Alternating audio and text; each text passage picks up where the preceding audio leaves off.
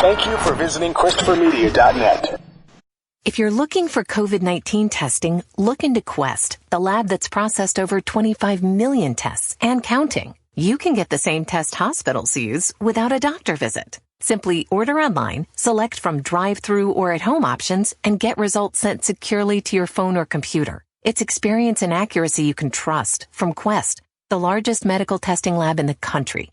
So order today at questcovid19.com. That's questcovid19.com.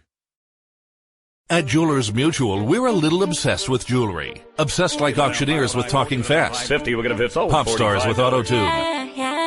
And dentists with asking questions. So, how did he propose? After they've put their hands in your mouth. Great. Yes, we've made jewelry our obsession for over 100 years. We love it so much we named our kids Ruby, Amber, and Opal. Venti soy latte for Opal? At Jewelers Mutual, we insure jewelry and only jewelry, which is why people who are also obsessed with jewelry trust us with theirs. Christopher Media. Let's make some noise. From Asthma Core Studios near Detroit, Michigan, it's Unregimented. Gangsters, what's up, guys? And now, here are your hosts. So I'm regimented for Monday, March 30th. I'm Chris. I'm Eric. And I'm Rich. And we're all inside for till May. I told you guys, spring 2020 is a wash. President came out today, said, well, thank God he backed off that Easter shit. So that's like the main, to me, that's the main bullet point, is he's not talking that nonsense he was talking last week about, I want everything back to normal by Easter. But yeah, the 15 days is now 45, April 30th. Yeah. Which this kind of illustrates why running a country is different than running a business. Like running a business, you can float ideas out. You know, a corporation can kind of sneak out something and float it on or float something on social media and judge the temperature, and that's what he's trying to do with this management of a crisis, which just means a lot of misinformation for the people and a lot of uncertainty. That's not how crisis management works. You can't just go, oh, I'd like it to be this date. Let's float it out there and see if anybody's looking like they can hit that target. Yeah, well, we need a unified message. I'd like to be a millionaire, dude, but there's a lot of things everybody would like. What's Chris Turk say in Scrubs? I'd like to make love to Halle Berry instead of my wife tonight, but we both know that ain't happening. Pretty much. Well, the only way I could see lifting any type of stay indoors, stay safe, whatever order they're calling it in whatever part of the country you're in, is if they knew 100% beyond a shadow of a doubt, no matter what they've tried, no matter what they've done, if you test positive for it, get better, and then test positive again, and every time you do, you get sicker and sicker, just call it a game. What is the point? And really? I mean, because that's the only. How many people do these businesses need to lose? They understand that they're going to need people to be customers, right? Yes. Yeah. And I mean, and they understand that, you know, they also need people to be their workforce. But I'm not sure I'm following you on this, Rich. Are you talking about businesses testing their workers? No, I'm talking about anybody in any position. Basically, Trump coming out and saying, "Yeah, let's get the economy back up on its feet and running by Easter." That's no.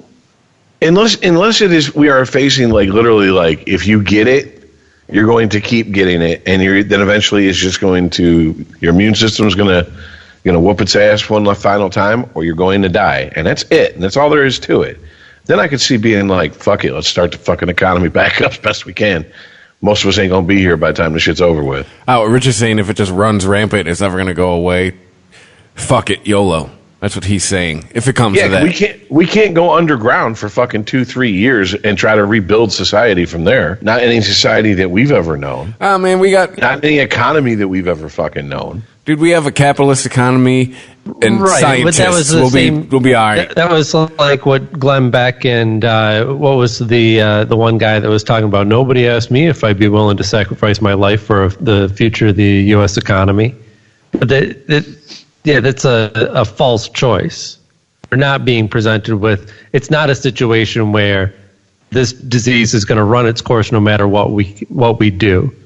We've seen proof. We've already seen plenty of examples of how different types of management of social behavior affects the spread of this disease.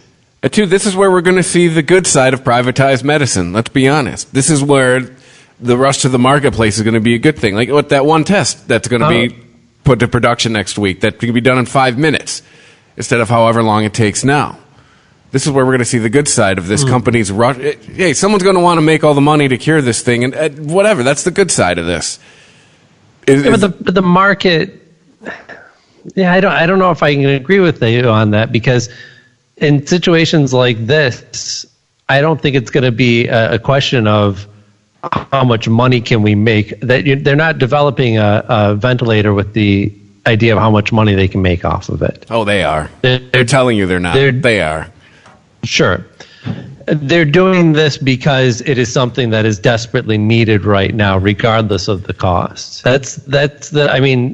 Are there people involved in this process who are like, hey, this is an opportunity, we should get in on it? Maybe. You don't think some supplier somewhere right now is licking their chops? That's not what's really happening in here. There are people, yes, there are people, but that's not what overall is happening in this country. And when it comes to disasters like this, we don't operate a totally free market. I mean, GM is not making the decision on its own to make ventilators. The government's saying, hey, you need to be making ventilators right now. Yeah, well, it's a time of crisis. You don't invoke that, we just said it right before we started. The staff for that. Yeah, you don't invoke that every day or at all, generally. When's the last time it was invoked? World War II? I think it was Korea. Oh, yeah, so it's been a good 60 years. But I really don't think that this show tells you anything about the private health insurance market. I did say private health. I said privatized medicine system. I mean, this is where we're... Okay, that's all part and parcel, but yeah. I'm saying this is where little competition's going to be good. Someone's going to want to be to the marketplace first. Hey, whoever wants to save humanity first, more power to you. Knock yourself out. Somebody has to make that decision that we need more ventilators, though, also. Like, there are parts of this that the parts of the fall, there's going to be a lot of market opportunity for all kinds of things, stuff that we've already seen, certainly, but looking at a lot of the products that we need for our healthcare system, we need to make sure that we have stock of those here in the U.S., that we're not relying on having China manufacture everything that we need to keep healthy and safe. Isn't that kind of why we're in the spot we're in? Yeah, so things like that will change going forward. But yeah, I think the different types of ventilators that we've seen that are being proposed as being manufactured, a lot of these that are going to be challenged by the manufacturers of the current ventilators, right? But I hope that at some point the government steps in and says, shut the fuck up. We're getting these into production no matter what. It tells you something, this process tells you something about American innovation still, that we still have this capability. But yeah, the private healthcare, I don't know. I mean, because really it's not the market that's stepping up, is it? It's Elon Musk develops one, the Dyson guy develops one. They're not involved directly in private healthcare. There was a couple, I think it was U of M students that developed one, a 3D printed system. But even just doing something as simple as creating a valve for one of these, which was a desperately needed part, I guess, in a lot of areas, people were just 3D printing valves and getting notices from the company saying, you can't do this.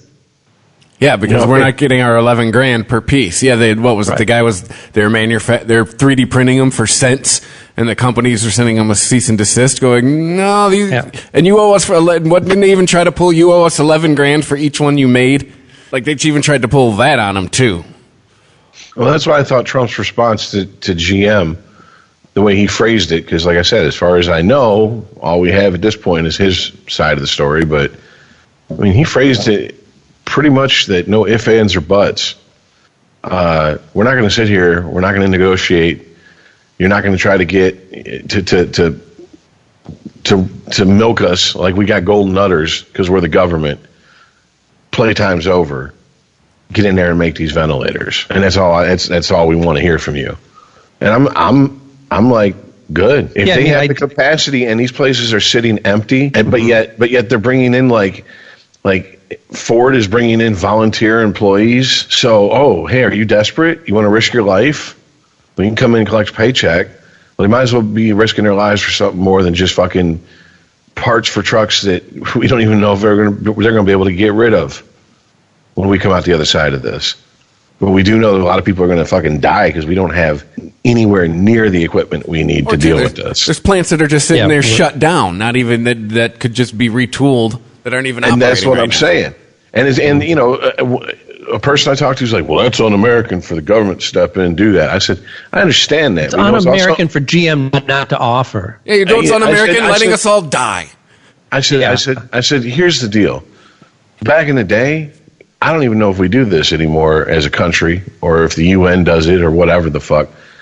But war profiteers, people who price gouged and rigged the system to where they got the bids and all this shit during wartime, they'd try them. They would try them for a crime. To me, this is crisis profiteering. Ooh. And the truth is, first of all, you wouldn't fucking be here if it wasn't for the American school system, everything this country does to provide you a labor force and a force of, and a group of people that you can call customers. And now we're sitting here looking at something that could fucking bring this entire world to its knees, and you want the best deal possible? Well, you can't really call it profiteering because they're not profiting at all on a closed factory.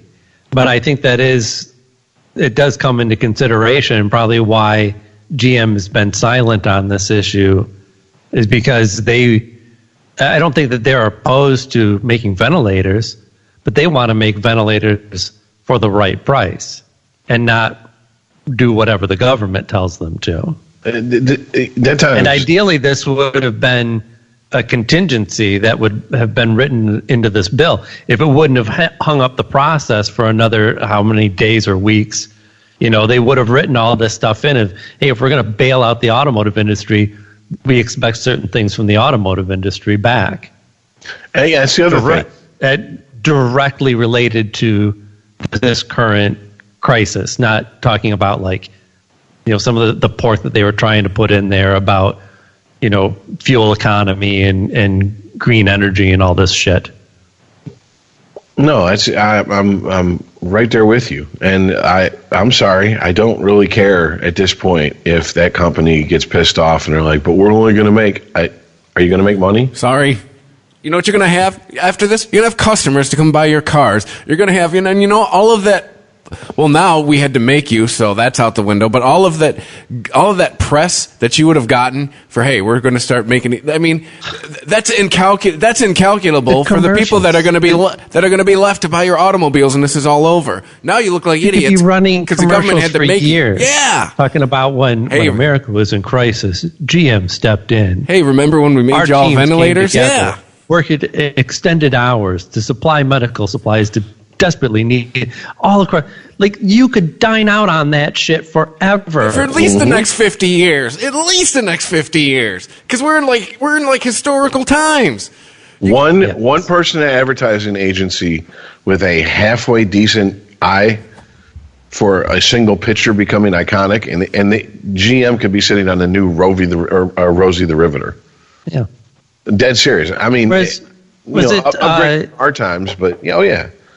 Here in Wayne County, we're over capacity in our hospitals, especially downtown area. And I just read it before we jumped on. I forget. I think it was at Little Caesars Arena that they opened up. Cobo. They're turning Cobo into a hospital. It was Cobo. Okay, yeah. Oh wait, he's racist. Whatever you have to call it now. It's a corporate name. Yeah, they changed the name. They really changed it already? Yeah. I thought they were tearing Cobo down. Are they still? No, they renamed it. It's whatever I sent you. It's the fuck. Hold on. It's got to have something to do with Dan Gilbert, right? Because that's everything around here that's not Illich Holdings is Dan Gilbert. Well, whatever it is now. I was gonna. It kind of shits on my point that people will remember this because I don't remember. Oh, the TCF calling the place. The TCF Center used to be Kobo Center. But right. Yeah, Kobo's racist. Well, there you go. Call it a bank name now. People are going to remember TCF around this time. Yeah. What they did, Did TCF have any direct decision on this? Probably not. Yeah. All they're doing is paying for naming rights, but they put their naming rights on. They put their name on a building that chose to step up during a crisis. And I'm not saying that they did it because they wanted to dine out on that, but if that's your reason, so be it. All that really matters is the end result. Do people get the help they need or not? Yeah. So, and I'm not opposed to GM making a profit off of manufacturing ventilators. I just want them to do it. Yeah. You shouldn't have had to be told to do it. But, then again, I don't know how you could make a situation where they could bring a ventilator to market and actually make a profit off of it. So, I mean, what does this look like? Even if you're taking somebody's pre-existing designs and just going, we're going to make this, you still have to have your engineering team look at it and break it down. You still are starting from scratch on a brand new product. Like, you start a brand new car doesn't start to make money right away when it starts selling. You've got all that investment of development behind it. And it's not going to be as much for something like a ventilator, but still, I mean, unless GM was in the game for selling ventilators for the next 5 years, there'd be no way that they could make a profit off of this. So I could very easily see the government going, don't we have paperwork on this shit somewhere? The copyright office, something good. Print it, give it to GM, but make this motherfucker. But actually taking a factory that makes cars and going, we need to make a different product now, that your engineers are still involved in deciding how even if you have the full schematics and it's been fully designed already, you still have everybody in your chain involved in that process, and it's going to take a lot of money. And I don't know how much time it would take, but yeah, because you have to retool. They should have been started already, right? They should have. I mean, it's kind of getting too late now. Yeah, they should be starting manufacturing. The last 2 weeks should have been doing everything you just said. They should be starting manufacturing tomorrow morning. Right. Actually, they should be starting at midnight, third shift. Work week begins at midnight. So yeah, Wayne County, huh? Did Trump specifically point to, I mean, was he going to enact this, what is it, the War Powers? The Defense Production Act, the Stafford Act. Defense Production Act, Yeah. Thank you. Did he actually reference this at all? Has he made allusion that he might No, he brought it up when he actually was talking force about their GM. hand? Oh, it's been. Or is it just his... NPR's been sorry, talking- Rich, I think I missed that. It's been enacted. He just hasn't been enforcing it yet. He enacted it like a week ago. He's just now starting to use his muscle. Yeah, NPR was talking so about it he's a week ago. floating when he ideas of enacted it. who he's actually going to use it on. Yeah. Well, my guess is the entire big three. If he can pull GM into it, my guess is Ford and Chrysler ain't far behind. I thought Ford and FCA already stepped up to the plate. That's why he's going after GM, because they're the holdout. Oh, maybe. It's Well, funny. The three of I us did seem hear to be that- keeping up with so many different aspects of this. It's funny. I did hear that there's Well, I don't know. A lot of my business, a lot of my work comes directly from the automotive industry, so Gotcha. I kind of want him to stick around. Fair enough. I don't know if this is a shop that Ford runs, or just a smaller shop that is, a contract employee that makes parts for Ford. But they were talking about some shop in Flint is starting to make They did change over already, and they either started to, or they have, or they're going to start here in the next day or so. Make the full face shields for the medical people. Right. So I mean, I don't, like I said, once again, I don't know if that's a Ford owned plant or if that's like their contracted out to Ford. Yeah, we make Ford parts, but technically we're not owned by Ford. But I mean, still, it's like, isn't the I don't know how these contracts work exactly, but I would imagine they would still have to get Ford's okay to make something. If you're making exclusively Ford parts, definitely. Definitely. It would be like they can't just decide we're going to make parts for GM cars too. Ford would have an opinion about that. Well, there's also the fact that when 2008, 2009 hit, and even with the auto industry bailout, a lot of experts were predicting that we ain't going to have the big three, and when we come out the other side of this, it's going to be more like the big two. It's going to be the big two American automakers.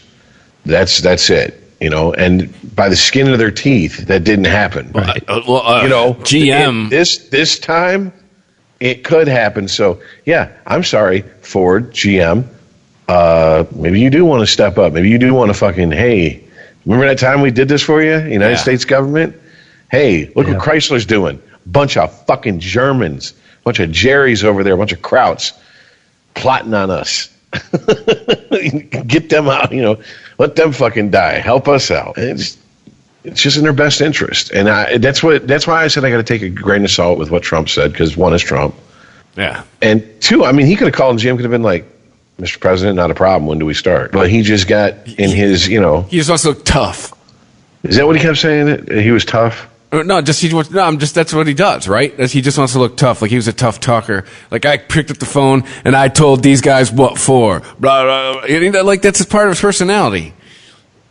He just reminds me of the bullshitter at the barbershop. He's full of shit, and he's telling you a story that is somewhat based in truth, but most of it is just putting 100 on 10. You know what I'm saying? Like he's just exaggerating and making up shit because he thinks it sounds good. That's how I think Trump really is. It's like Earl. I love you, Earl. Yeah. It's like Earl. Yeah, the story of meeting Muhammad Ali goes from meeting Muhammad Ali to that time I knocked out Muhammad Ali. Yeah. Because every time you tell it, you got to ramp it up a little bit. Yeah, we all had that friend. Like, bitch, I was there for this. Stop lying. Unregimented. ChristopherMedia.net. Reinvent yourself at UCLA Extension. Explore continuing education programs to enhance and expand your skill set. Gain real-world skills taught by industry experts that you can apply immediately. Learn from anywhere and choose from a wide variety of online courses in entertainment, digital technology, business, engineering, and more. Winter quarter begins January 4th. Learn more at uclaextension.edu. ChristopherMedia.net. Unregimented. Well, speaking of pettiness and the president, yeah, what's up? Well, I thought I knew what you were going to pivot to, but go ahead. Yeah, did I miss it that government works like the mafia, like straight up now? Like we don't even sugarcoat it or hide it behind doors, because Trump's walking around going, yeah, basically don't help any states whose governors aren't nice to us. Allegedly. That was it's what allegedly was said. Everything I know about Trump, he's taken the fucking L on this one. Sorry. Everything I've known about that man, heard about that man, before he was elected, before he even said he was running for president till now, tells me that he demands loyalty. He demands unconditional loyalty and respect. And if you don't fucking give it to him, worse, you challenge him, yeah, he'll go out of his fucking way to be an asshole about it. The end of that story is the next morning, Gretchen got her national disaster area declared. Like, that's the thing. Can everyone just hang it up? Everybody. Can everyone just hang up the pettiness? Can we all just focus on living? That's just everything. Every governor, Trump, all of it. Like today, I told you I turned off the presser because he decided he wanted to tee off. He used to start teeing off on a report. It's like, Jesus Christ, dude. This is why I said out loud, like, this is why people hate you. Wait a minute, though. Hold on. Trump's being petty. In what way was Whitmer being petty about they're this? all being petty. Just all of the governors are being petty. The governors are being petty? Yes. In what way? Just finger pointing. Finger pointing doesn't fix a situation. Just resolve it. Point the fingers after. Well, I can't speak for every governor. All I can say about Whitmer is it. Okay, why don't you think? If what you're finger pointing at is something that is still currently happening, like the lack of a unified message from our federal government, that does make a difference here in the moment. No, it doesn't. So what? It's change not this fixing now. anything. It's not fixing What do you mean anything. it's not fixing and anything? him pointing the finger back isn't fixing anything either. All it is it's burning time we all don't have. Well, it doesn't matter if Whitmer's being petty. It does. Hold on. It doesn't matter if Whitmer's being you're petty or with not. Trump in that they should just be quiet and compliment Trump in order to make sure that he picks up the phone? Not saying that. I'm just saying, can everybody just hang up the pettiness? No. Because even with death breathing up their fucking asshole, these people, the majority of people, they love the pettiness, man. They can't get over it. They will argue with you to insert the pettiness in there. So no, we can't. This is just us, baby. It's the ABCs of human beings. Sweet. So I stay in my house. Even before this happened. Well, here's my concern. She leveled accusations at the federal government of she had made requests in timely manners as they requested her and other governors to do. And she claims that they said, well, you have to fend for yourself. Now, if this is what's going on behind the scenes and the 4 governors this has happened to all happen to be Democratic governors who have been outspoken of Bush's handling of the situation, come on, man. What really? You think they're all got together and said, okay, 1, 2, 3, all together we're going to tell the same exact lie at the same exact time. But they've all gotten what they've wanted after they've made their noise. Eventually, yes, but after he played his game and made them play the game and got his headlines, yes, they eventually he relented on a Sunday or Saturday morning after going at it in Twitter all day Thursday and Friday. Well, isn't that just politics? I hate to be reductionist about it, but isn't that just they're politicians, right? So that's a lot of things. Let's party it up on fucking Saturday and sit in fucking Trump pews is the first one to go to. Trump is the first one to go to Twitter with his grievances. Whitmer is not, and actually calling out Trump for trying to be obstinate, trying to hold up aid and assistance to Michigan, and saying that, hey, this looks like Trump doesn't care about people in Michigan. Well, that obviously worked. That is how they got what they needed, by publicly shaming him and saying, hey, Trump's willing to let people in your state die. So is it petty to play the game to get what you want? I mean, maybe, but Trump's the one with the petty system that he has set up. I just think both sides need to knock it the fuck off. Can we all be adults here? Yes, but is it really both sides? If Trump stopped being petty about this shit, would Whitmer and other governors even start this shit? I don't see why or how. So it's not really a both sides issue. Well, they're the ones who've made the first strikes in the media. That's the thing. Like, he didn't talk shit about Whitmer till she talked shit about him. Right, saying that. So who really got petty first? That's not. How is criticizing the president petty? The way they've gone about it. Unless you have some examples of Whitmer calling our president names, and I don't know what you're talking about. Everything that I've seen from her is valid criticism, and governors shouldn't be put in a position where they have to kiss the president's ass constantly just in case a disaster hits their state. Okay, the quote wasn't actually about showing him respect. It was about just being grateful in general. I mean, that's, if you're referring to the quote about showing appreciation, it wasn't actually showing it to him. Referring to a quote, did I make reference to? Well, no, you're talking about kissing it. If you're referring to kissing their ass, I mean, that's the quote you're referring to, right? Which says they should show appreciation. Yeah, I mean, well, I wasn't speaking about just that one quote. It's been his general demeanor on this issue. Oh, you have another example? I can pull up his Twitter feed and read them to you. But again, a lot of them are retaliatory, or they made the first move. Okay.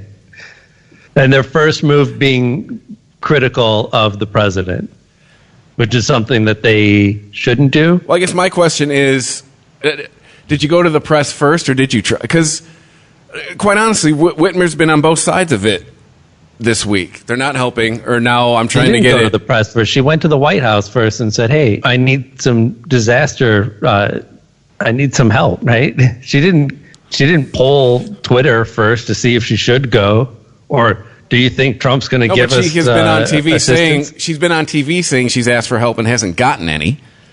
Yes, which tells you that it wasn't her first step.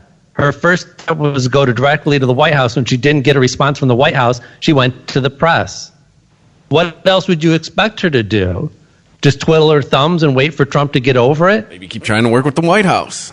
Why go to the press about it? Because that's how you control him. That's how you get what you want. You go to the press and you go, Trump doesn't like people in Michigan. He's not sending us help. And so now Trump has to send help to prove that he actually cares about Michigan, because he does care about Michigan. It's going to be a deciding factor in 2020, most likely. All right. Because in the end, she got what she wanted anyway. Good for her. Isn't that what matters? Yeah. Well, what matters is that we get. I hate to say it, we're not even going to get the bare minimum of what we need, but that we get as much as we're going to need. That way, I mean, guys, I drive past Beaumont that they shut down, that they basically turned into just the coronavirus hospital. There's no one there. It is literally just maybe 20 cars. I mean, that's it. And there's like 700 patients in that thing. And they're full to capacity where they lock the doors to keep people from leaving. I mean, that shit is like, that shit's a little scary. So when I'm hearing that shit and then I see politicians going back and forth, whether they're petty, whether someone started it, or the other person started it, I'm just like... Time's a factor. Y'all need to go. Yeah, we're burning and you daylight. need to go as soon as possible. Like, seriously. We need to get you out.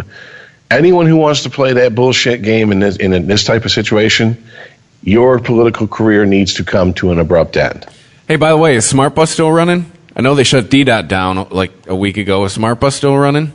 As of last night, they were. God damn it. Oh, yeah. We ain't New York. Shut that bitch down. The one that mattered is DDOT. The one that was going to affect a lot of people, the one you'd hear probably the uproar about, they shut that one down already. So let's kill the SmartBus. But I still have to say, it was extremely strange getting off at 11 o'clock and 10 o'clock and being on the road before then. Like Saturday, it was like someone flipped the switch. The minute like 8 o'clock happened, I hardly saw anybody on the road. Psycho Mega Man, son, everywhere you go. Well, and to make matters worse, the sun's going down and like this mist settled like all over the streets. And I'm like, this is like something out of a Lovecraft novel. Fuck this. This is bullshit, man. Like this, I've never seen this area this dead, even in the middle of the night, because all the storefronts are completely closed. You know what's laughing their ass off in all of this, guys? The Walking Dead assholes. They gotta all be loving this shit. Wait, who are the Walking Dead assholes? No, just the fans, the people that think zombies are real. Here it is. This is the virus. No, they're pissed. They're pissed because there are no zombies. Oh. This is the thing that turns us all into zombies. You all laughed when we told you zombies were fake. Yeah, no, they're not. But they've squandered their time, right? They've spent all their prepping trying to figure out how to get nails into a baseball bat instead of actually stocking up on supplies. Yeah. Cool, you have a mace. Too bad you need hand sanitizer. Unregimented. ChristopherMedia.net. The Rocket Mortgage Super Bowl Squares Sweepstakes is back. Every time the score changes, someone wins $50,000. Plus, 2 grand prize winners will win $500,000 they could use toward their dream home. See rules and enter for free at RocketMortgageSquares.com. Rocket Mortgage, official mortgage sponsor of Super Bowl 55. No purchase necessary. Legal residents of the 50 U.S. and D.C. of age of majority. Ends February 4th. Licensed in all 50 states and MLS number 3030. The NFL is not sponsored promotion in any way. ChristopherMedia.net. Unregimented. Oh, but yeah, real quick, because I just read this today, and we talked about GameStop, and they're trying to claim that they're an essential store, so they had to stay open last week. Quick update to that is that between the day we talked about it and sometime this weekend, GameStop still hadn't closed some of their stores. Mm-hmm. We're still letting people come in, and had ran out of gloves for employees to wear while handling merchandise and money. And a manager got caught telling an employee on camera, well, just put a plastic bag over your hand. And they're like, excuse me? You mean an Put a ex-manager? plastic bag over your hand. A former manager. And the funny part is that this one was in New York State, which New York State just enacted that law to where they can't give you plastic bags anymore. They can't give you got to bring your own bags and shit for shopping purposes. So it's like there are no plastic bags in there if you're following the state's law. So no, double whammy. So yeah, not only are you an idiot, but you're an idiot about what region of the country you're in and their local laws. So that's how come when I heard the news that, according to today or late last night, whatever, GameStop's shutting 300 of its stores in the U.S. I'm like, oh, I bet they are. Like for good or for good? No. What? Really? Yeah. Yeah, I guess that makes sense actually because they were not in a good position going into this. Yeah, I think GameStop has a bad, I guess they just let anybody open a shop anywhere. We have literally a 2.5 mile radius in Westland where there are 3 GameStops. What do you figure? They just figured that. What are you, Subway? Yeah. They just figured they would flood the market and become the dominant force, and they certainly did, but obviously they've underestimated the actual demand for physical games at this point. Didn't GameStop used to be Babbage's? I think it was... Because GameStop, all I know is at Macomb Mall. Bilbo Babbage's? It was Funko Land. GameStop used to be Funko Land. Oh, okay. All right, yeah. And didn't Funko Land used to be Babbage's? Because all I remember is at Macomb Mall, the Babbage's became the Funko Land, which became the GameStop. I don't ever remember a Babbage's. It was the same store just 25, 30 years ago. It was computer games. A lot more computer games. Yeah. So that's where you'd go to get your, aviator-style joystick for your flight simulator? Yes. And King's Quest and Space Quest and Baldur's Gate and all those old role-playing games. Baldur's Gate, man, it has been a long time since I've heard that name. Wow. Man, at least 1997 is the last time I heard Baldur's Gate. Jesus. So, yeah. I'm not going to sit here and be like, oh, boo, I'm going to miss GameStop. But I do have to say, I like having a physical copy just because if a hard drive takes a shit, fuck. There goes my 2 terabyte hard drive and all the games on it. You know what I'm saying? That type of thing. Yeah, I can re-download them. Yeah. But it's just much easier just to stick it in and go. Your hard drive takes a shit, you're going to have to put in a new one to play anything anyway, even if whether you have a physical game or a download. And it's going to have to download everything either from the physical game or from the server. So it really doesn't make a difference. Really, all you're saying, you have resale value. You have a physical copy of something that you can sell back to GameStop. And I have definitely more so with the 360. Yeah. I found games I'd have never found because of GameStop, because of their return policy, because of the fact they never gave me any shit. Of course, probably once they go phone number and I give it to them and they go, holy fuck, look how much money this fucking dumbass has spent here. How can we help you today, sir? The idea of actually having returnability on a game is another major plus because you actually get to try it out. If you buy it and download it from the PlayStation Network, what are you going to do? Email them and say, it turns out this game isn't for me? Well, apparently Steam has something like that. If you play it less than 2 hours in the first 24 that you have it, and you send them I don't like this game, I want to return it, they'll take it off your Steam account and refund and give that much credit to your account. That's handy. Although they should probably up it to 3 because some of those some of these games now you don't actually get into what the game is actually like until 3 hours in. Oh yeah, especially these computer real-time simulation games that the shit has gone well beyond Dune 2000. Like the last big RTS that I was into because I picked up one, tried to play it, and it was like the tutorial is 4 or 5 hours long. And it's going at a good clip. You know what I'm saying? Because it's like, let's learn about this. And you're like, okay, cool, I know about this. No, you don't. You just know how to click on a unit and move it. Right. Hey, by the way, GameStop will still... Oh, go ahead. Oh, I'm sorry, go ahead. No, just go ahead. I was going to say, you got 15 more minutes of listening to all the nuanced shit you can get it to do. GameStop will still have 5,200 stores left after this, so they'll still be all right. Yeah, that's what I said. They're closing a lot of 5,200 stores. Yeah. Yeah, they'll be fine. How many McDonald's are there? They have 5,500 now. And they had 5,800 last year. Yeah. But hold on, though. You got to let's be real here, dude. They have a of the 5,200. What are you going to say is the attrition rate if this goes until July 1st? 50% of those stores. If they're smart, no, I don't think so. If they're smart, they are in the process to shifting themselves to an all digital model. That's how you keep this thing afloat. I mean, I'm a podcaster. I'm not a video game store CEO, but I don't know how you do that. But that just seems to be the natural thing, right? The secondary market is what's keeping them afloat currently. But it's, the digital space it's the place to be right now, right? How do we shift to the digital space immediately? They're going to have to. Yeah, but that's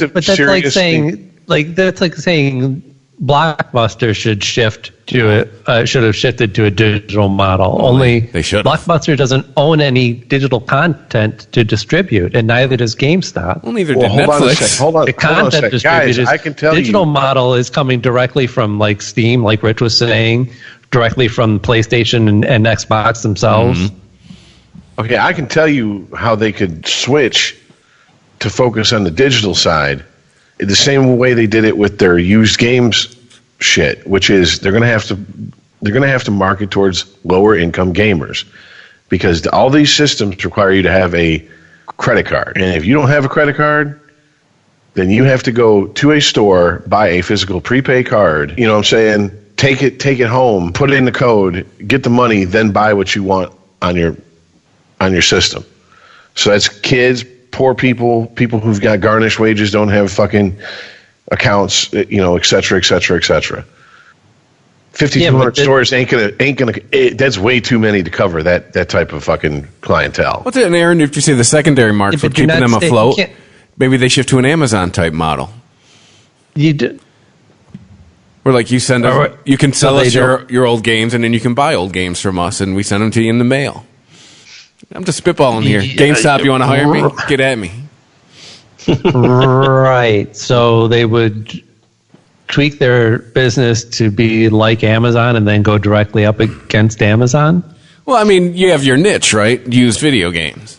But yeah, you're right. Amazon already sells everything. Sorry, Lord Bezos, you might have heard me. According to a few articles I've read over the last few weeks, GameStop is one of those shops that you'd think the games are what keep them afloat, and it's really not. It's the systems and the collectible knick-knack bullshit that 90% of people who aren't into it just walk past and go whatever.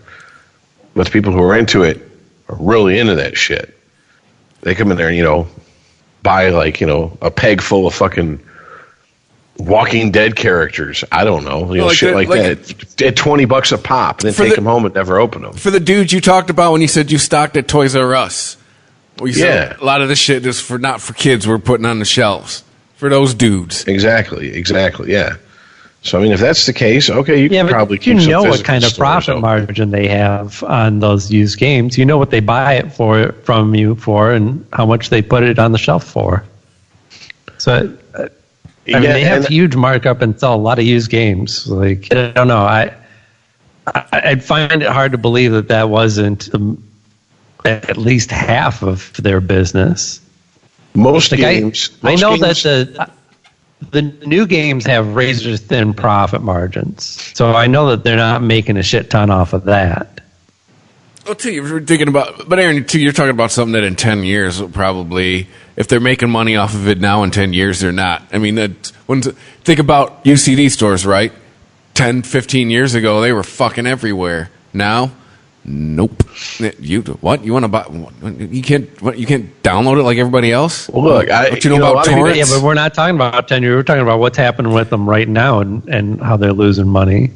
See, that I still think it goes back to, as long as they have the ability to sell and buy used games, there's going to be a GameStop somewhere. We have a local competitor to GameStop called Disc Replay. I think there's like 5 of them, and they're usually within a stone's throw of a GameStop, and their prices are exactly the same.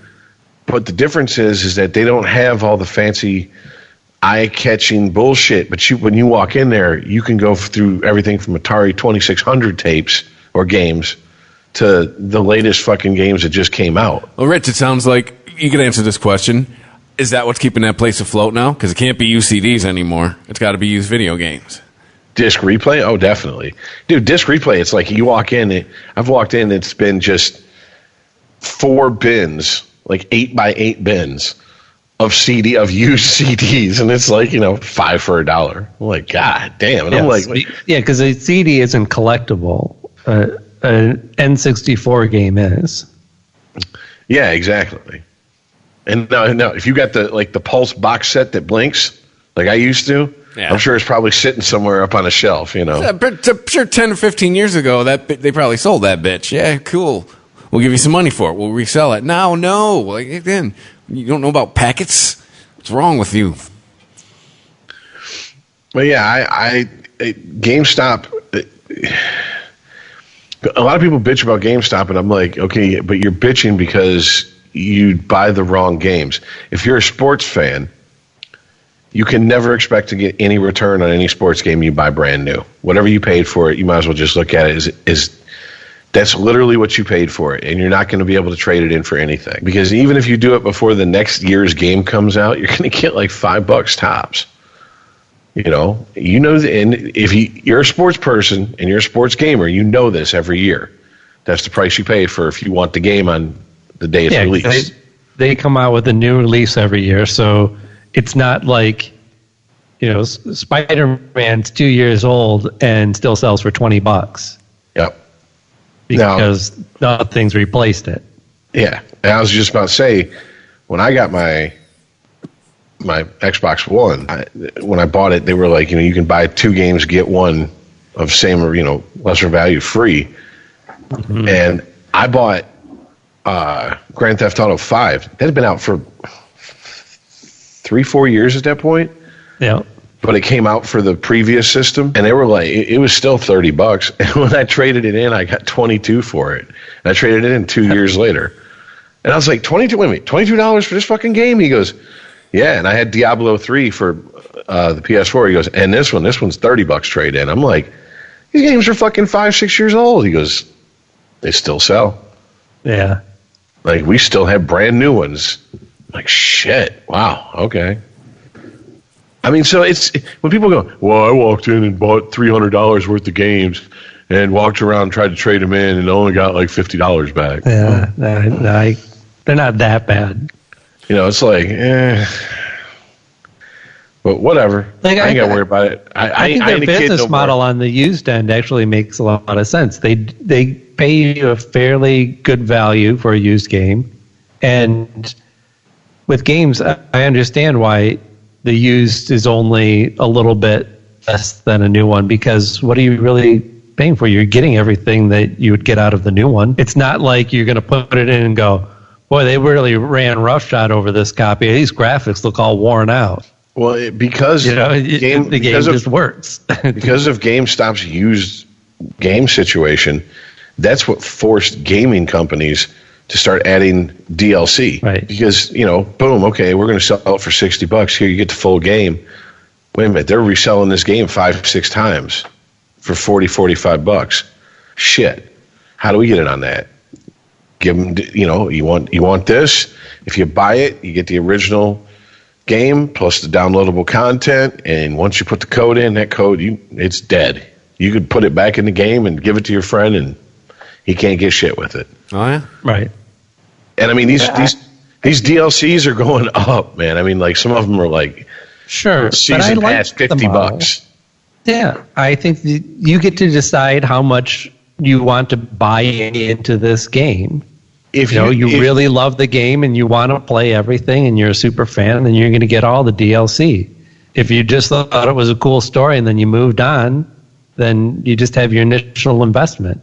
Because what would be the alternative? As much money as they're pumping and time and man hours that they're pumping into these games, they have to recoup on them. And if it wasn't DLC, then the cost of games would just continue to go up. So you'd be spending $100 for a game, whether you wanted to play it for 60 hours or 20.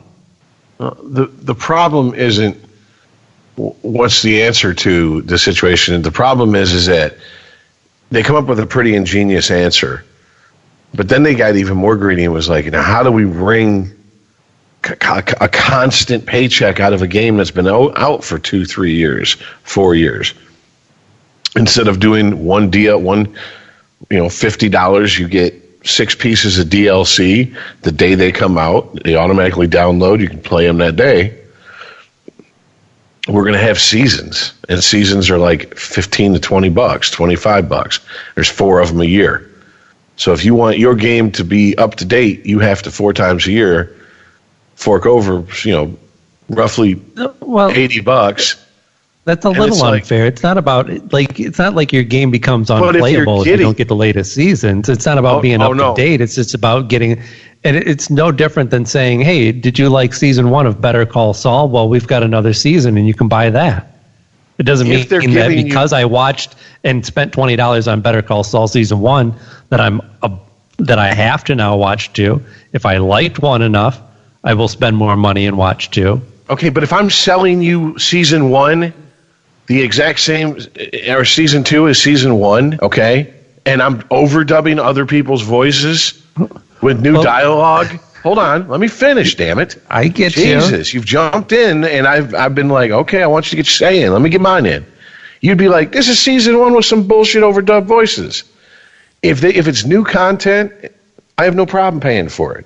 But if you're going to just throw a couple reskins on some shit, I got a problem. I got a problem paying $25 for basically.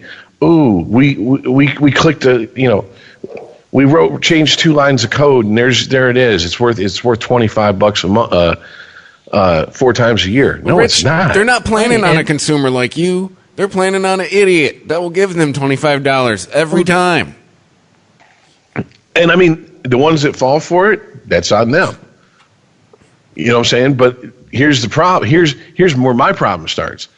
These companies now go into designing these AAA, these tentpole titles, and instead of we'll make the whole game, then we'll chop it up. Okay, these parts we'll take out and we'll put it as DLC.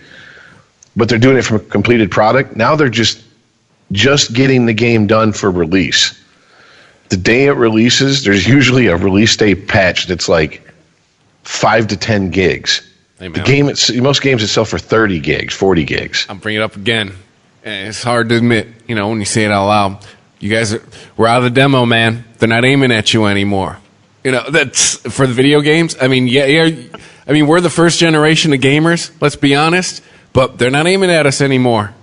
They are not, you sound like you know how things are done, Rich. They're not aiming at people like you anymore. They want people who use Twitch. That's how it is. 18 to 34s. It sucks. Well, I mean, but hey, like I said, I just think it's ironic that a lot of people who call out GameStop for their business model, there's, how these gaming companies have acted in the past and continue to act at times. And it's like, but that's okay. All right. It makes no sense to me. Hey. Capitalism. Just the short answer to everything nowadays. Oh, and you'd asked. I think you asked Aaron. Aaron, did you say you watched that? Was it Tiger King? Oh, yeah. Oh, and you guys watched it? I watched one episode. Oh, okay. Oh, it's episodes. At some point, you are going to feel like you are on an acid trip, and you have not taken any acid. I can't wait for you guys to watch this thing. I haven't watched 1 second of it, and everybody's told me everything about it, and I've just had to piece it together because they've been talking about it for a week, and it finally hit me. What the fuck they've been talking about is this stupid fucking Tiger King thing. Yeah, I don't know. Like I said, I only watched 1 episode. I get why people are into this show, but I'm like, I don't know. I think you're Just probably stick going with to it. have a reaction similar to mine, Rich, which is that like everybody like. Just stick with it. Just How stick do I with it. phrase this? Just stick with Like, it. You've obviously haven't met a lot of people in your life, right? Because like these people are crazy, but yeah, I've met people like this. Just keep You know? watching. I'll say that if I had actually sat down and went through the first one, now that I know what I know is coming, I'd probably soldier on. But I mean, like how many episodes is it? Like 7 episodes. Yeah. Each Man. one's like I think 45 minutes long. They got to the first 10 minutes of episode 3 before some crazy shit better get fucking WWF 1990s crazy. Oh, it's gonna. Like seriously, I want to see some, the what is it, the crazy and Wild West or whatever the fuck that outlaw family in Virginia that Johnny Knoxville followed around for a year. I'm going to continue on with an open mind, but I have a hard time coming up with like what would be so outrageous about this that would be unbelievable. Just wait.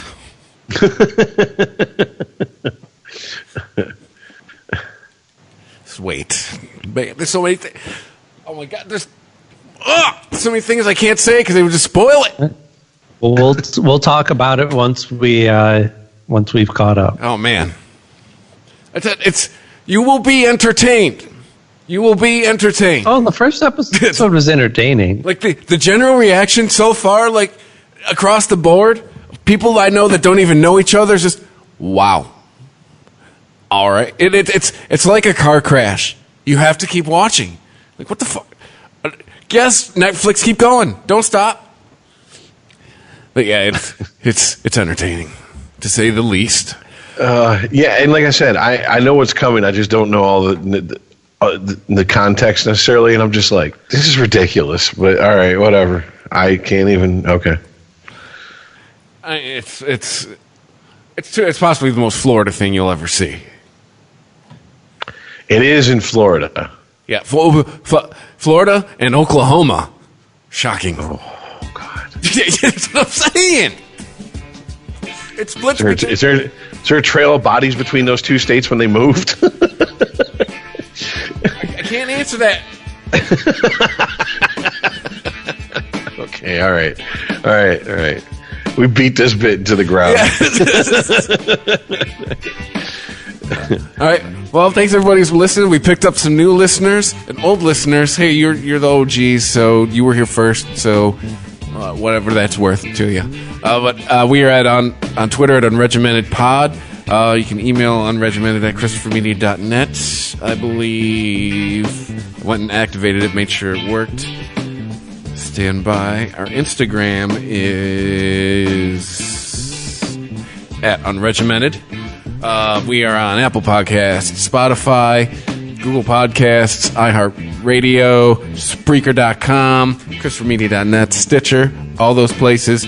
Rate us if you like it. If that's how you tell people about us. If you're new to the show, welcome. You don't have to even leave a review. You can just hit 5 stars and move on. There is a donate button that you can use PayPal if you feel the need that hey, this is cool, I want to pay him $1. You can even pay us $1 if you want. There's an Amazon banner if you want to. We're going to be ordering things online like the rest of the planet till the end of time. You can just click through there and you can help us out without paying any extra money. Thank you for listening, and we'll catch you tomorrow. See ya. Later, guys.